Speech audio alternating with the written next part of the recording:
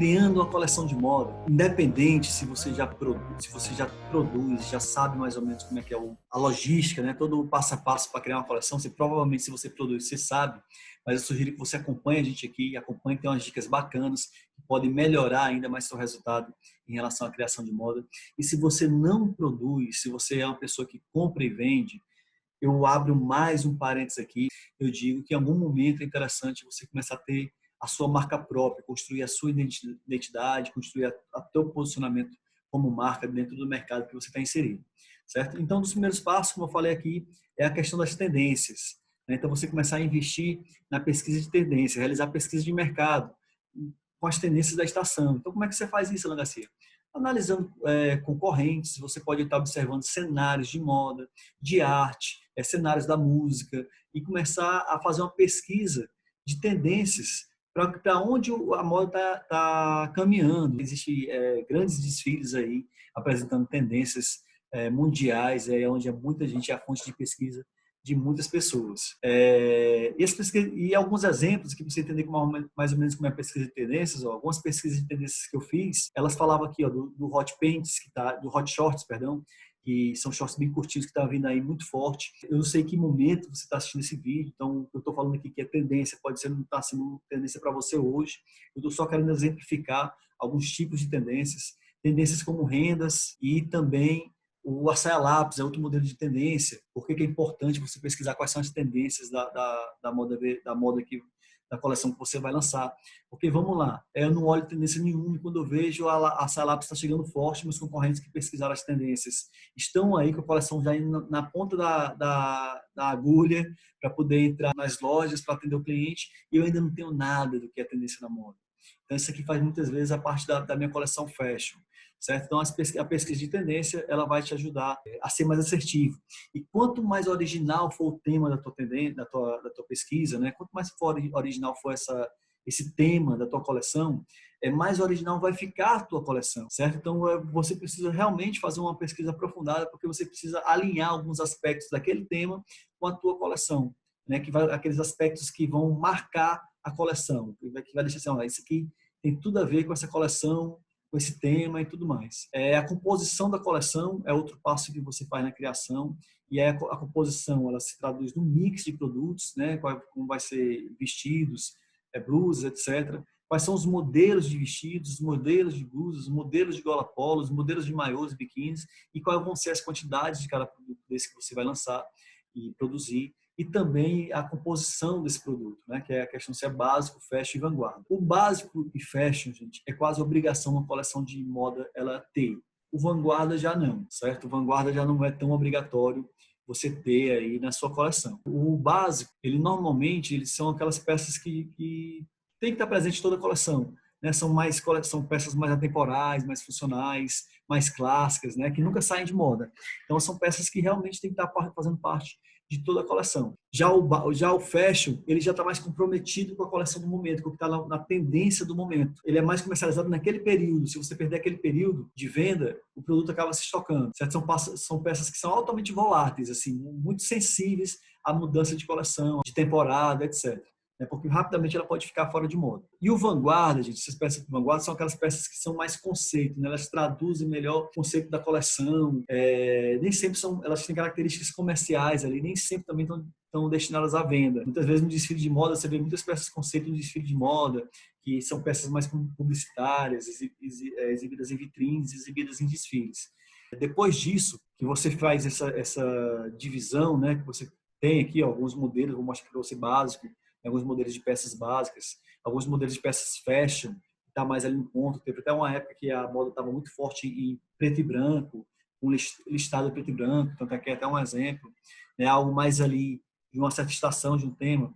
E o vanguarda, que é a coisa mais conceitual, que às vezes a pessoa não usa ali para ir para um evento qualquer. Né? Então, aqui alguns exemplos de peças vanguarda. O outro ponto também muito importante nessa etapa é a criação do briefing. Esse briefing, na verdade, ele é o resumo de tudo que foi pesquisado. Então, você pesquisou tendências, pesquisou o tema, estudou um mix ali, e aí você coloca nesse briefing, pode ser um painel, pode ser folhas aí com elementos, com informação sobre tudo que você pesquisou. Nele tem que estar constando imagens das suas pesquisas, a cartela de cores, os materiais que devem ser utilizados, zips, botões, tecidos, isso tudo vai enriquecer muito na hora de você criar. E você vai trazendo aspectos, vai pesquisando, vai enriquecendo cada vez mais o seu briefing, né? Que não existe um modelo único de briefing. Você não existe, às vezes, de uma coleção para outra, você muda totalmente a sua maneira de pesquisa, a sua maneira de organizar o seu briefing.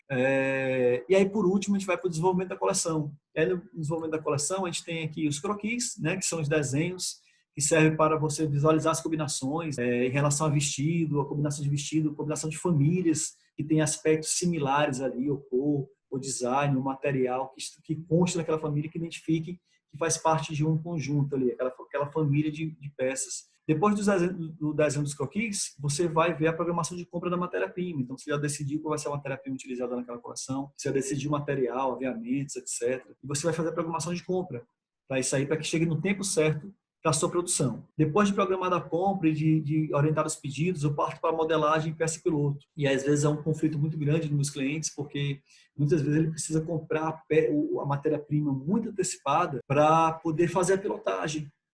E às vezes eu fico com uma verba tremenda no meu estoque ali de tecidos parados, esperando que aquele tecido seja cortado para entrar em produção, certo? E a sugestão que eu dou é que você procure, de alguma forma, mesclar, né, a tua compra de matéria-prima com tecidos locais, certo? E com tecidos também atemporais, por isso que é muito importante ver as peças básicas, para que você não desembolse tanto dinheiro ali na programação da coleção. E o último passo vai para a produção da coleção, que é tendo a modelagem, a pilotagem, feito todos os ajustes, acertos, estando aprovada a peça piloto ficando ok, eu vou partir para o corte, para a produção, para a revisão, acabamento e embalagem, né, até chegar a entrada no produto na minha loja. E aí fica vou trazer algumas dicas para vocês, que isso é importante, se você já produz essa parte que é muito importante para você, algumas dicas que eu vou trazer, que a gente utiliza muito nos meus clientes, nos meus projetos, certo? Eu não trabalho muito essa divisão, né, para quem precisa, dos meus clientes que gostam, eu utilizo sim, mas eu não utilizo, eu particularmente não uso muita divisão básico, fashion e vanguarda. Eu uso uma outra nomenclatura, e a nomenclatura que eu uso são peças desejo, peças comerciais e peças iscas. Certo? Peças desejo, para mim, na minha opinião, que são as peças que geram o maior impulso de compra nos seus clientes. Eu bato muito nessa tecla de o meu cliente ele ter peças que diferenciam ele da concorrência. Então, essas peças que, putz, cara, isso aqui é dessa marca, só eles que têm. A peça desejo não é só aquela peça que vende mais, mas ela, de alguma forma, ela mostra o teu talento como empresário de moda, na parte criativa, na parte de estilo, de design. Então, esse produto desejo, para mim, é o que te diferencia, é o que faz o cliente encher os olhos e falar, putz, grila, que bacana. E tem tantos cases bacanas, gente. Assim, eu tinha um cliente que ele entrou com um produto bem diferente, bem diferente. Rapaz, o crescimento desse cara foi tremendo, mas foi assim, foi um case. O produto era tão diferencial, vou dar só uma observação. O produto diferencial dela era grande parte feito à mão. Muitos dos detalhes eram feitos à mão, por isso que ele não era feito em grande quantidade. Ele tinha um preço altíssimo e tinha altíssimo em relação ao mercado, mas não em relação ao valor que o produto tinha, né? E ele gerava desejos na clientela, então ela ficou uma marca conhecida assim muito rapidamente, porque ela realmente investiu, ela fazia uns detalhes que só conseguia ser feito manual, a produção caía bastante. Uma produção caía bastante, ela não podia fabricar muito. Então, ela em torno de 20%, 15, 20% da coleção dela era de produtos desejo. As peças comerciais, como eu coloquei aqui, são aquelas peças mais clássicas de maior giro. Eu vendo ela o ano todo, são peças mais atemporais, que são um pouco parecidas com aquela outra nomenclatura que eu mostrei anteriormente, que fala das peças básicas. Então, para mim, eu não chamo de básica, né? Porque às vezes eu posso ter uma peça comercial que ela não é um modelo básico. Ela é uma peça comercial, mas ela vende o ano todo. Ela foge um pouquinho do básico. Então, eu não gosto muito de usar essa nomenclatura básica. E tem as peças iscas.